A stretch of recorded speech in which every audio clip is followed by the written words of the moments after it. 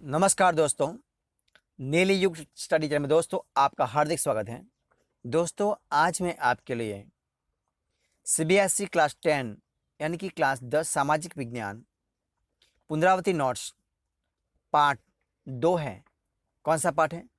One एवं वन्य जीव संसाधन जो दोस्तों पार्ट है, उन पार्ट का जो दोस्तों पुनरावृत्ति नोट्स है वो दोस्तों मैं इस वीडियो में आपको देने वाला हूँ।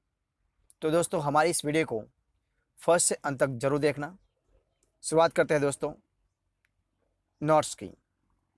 भारत में वनों का वितरण बड़ा समान है।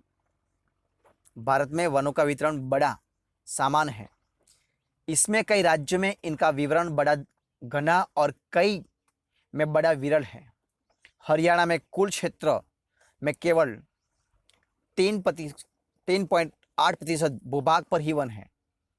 वही अंडमान और निकोबार जैसे ऐसे प्रदेश हैं जिनका लगभग 86.9% भूभाग वनों से ढका पड़ा है। एक अनुमान के अनुसार जबकि अरुणाचल प्रदेश, मणिपुर, मिजोरम कराने वाला निकोबार द्वीप समूह में 60% यानी कि 60% से अधिक भूभाग पर वन है, परंतु हरियाणा, पंजाब, राजस्थान, गुजरात, जम्मू कश्मीर और दिल्ली आदि राज्यों में 10% से भी कम भूभाग पर वन है। वैसे देश के अधिकतर भागों में वनों के अधीन क्षेत्र कम ही है। राष्ट्रीय वन नीति के अधीन 33% भूभाग पर वन होने चाहिए। राष्ट्रीय उद्यान देखिए कौन सा है। राष्ट्रीय उद्यान ऐसे लक्षित क्षेत्रों को कहते हैं जहां बने प्राणियों से प्राकृतिक वनस्पति और प्राकृतिक सुंदरता को एक साथ सुरक्षा रखा जा सकता है। ऐसे स्थानों की सुरक्षा और प्रबंध की ओर सबसे अधिक ध्यान दिया जाता है। इनमें बहुत कम मानव हस्तक्षेप होता है, सिवाय इसके कि अधिकारी वर्ग आ जा सकते हैं और अपने काम की देखभाल कर सकते हैं। सैलानियों को भी एक नियमित बोलकर नियंत्रित संख्या में जाने दिया जाता है।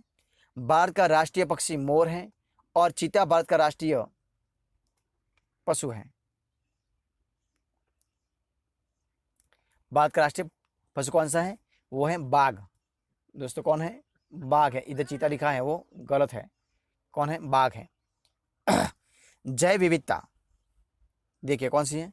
वन और वन्य जीवन एक कृषि फसलों में जो इतनी विविधता पाई जाती है उसे जैव विविधता कहते हैं।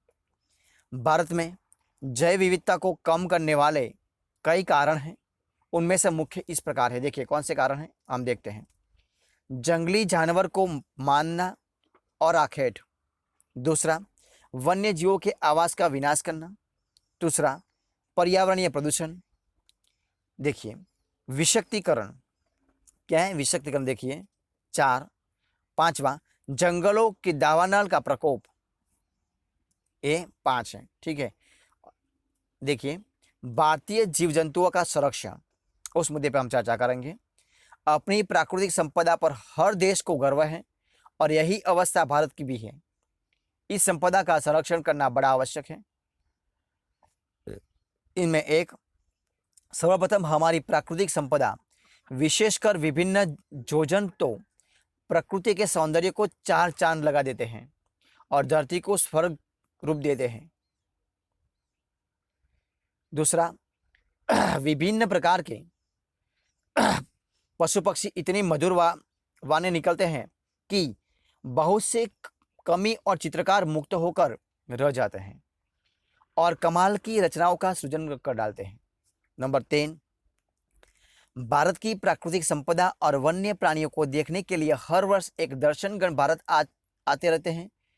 इस प्रकार न जाने में भारत को बहुत से विदेशी मुद्रा प्राप्त हो जाती है।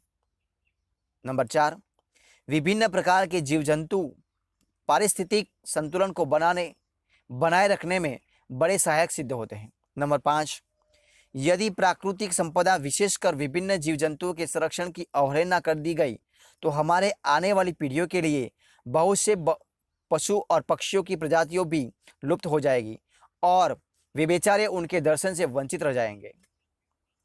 नंबर 6, यदि विभिन्न जीव जंतुओं के संरक्षण का ध्यान रखा जाए तो गैंडा, बाघ, कस्तूरी, हिरण तथा सोहन चिड़िया जैसे अमूल्य जीव शिकारियों की बंदूक का निशाना बनकर रह जाएंगे। इस विवरणों से स्पष्ट हो जाता है कि वन्य प्राणियों का कंडक्शन आती है, आवश्यक हो जाता है।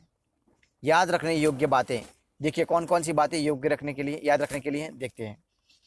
नंबर 1, मानव और दूसरे जीवधरी एक जटिल पारिस्थितिकी की तंत्र का निर्माण करते हैं। दूसरा नंबर, वन परिस्थिति तंत्र में महत्वपूर्ण भूमिका निभाते हैं। तीसरा, भारत में विश्व की सारी जैव उपजातियों की 8% संख्या लगभग 18 लाख पाई जाती है।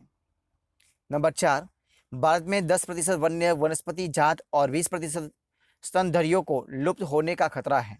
नंबर 5, भारत में 1951 और 1980 के बीच लगभग 26,200 वर्ग किलोमीटर वन क्षेत्र कृषि भूमि में परिवर्तन किया गया है। नंबर 6, 1952 से नदी घाटी परियोजनाओं के कारण 5,000 वर्ग किलोमीटर से अधिक वन क्षेत्रों को साफ करना पड़ा तथा यह प्रक्रिया अभी भी जारी है। नंबर 7, पश्चिमी बंगाल में बक्सा टाइगर रिजर्व डोलोमाइट के खनन के कारण गंभीर खतरे में है।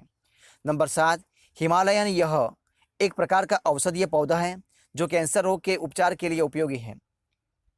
नंबर 9, भारतीय वन्यजीव रक्षण अधिनियम 1972 में लागू किया गया। नंबर 10, देखिए कौन सा है, प्रोजेक्ट टाइगर परियोजना 1973 में शुरू की गई थी। दोस्तों ये सारे जो टॉपिक थे वो हमारे आज के वन एवं वन्य जीवन संसाधन के टॉपिक थे। तो दोस्तों अगर आपको मेरा इस वीडियो अच्छा लगा हो तो दोस्तों आप मेरी वीडियो को लाइक कीजिए, कमेंट कीजिए, आपके दोस्तों में बांट दीजिए यानी कि शेयर कर दीजिए। और लास्ट में, अब तक आपने हमारे चैनल को सब्सक्राइब नहीं किया है तो आप हमारे चैनल को सब्सक्राइब कर लेना, ठीक है। दोस्तों हमारे इस वीडियो को फर्स्ट से अंत तक देखने के लिए आपका बहुत बहुत धन्यवाद।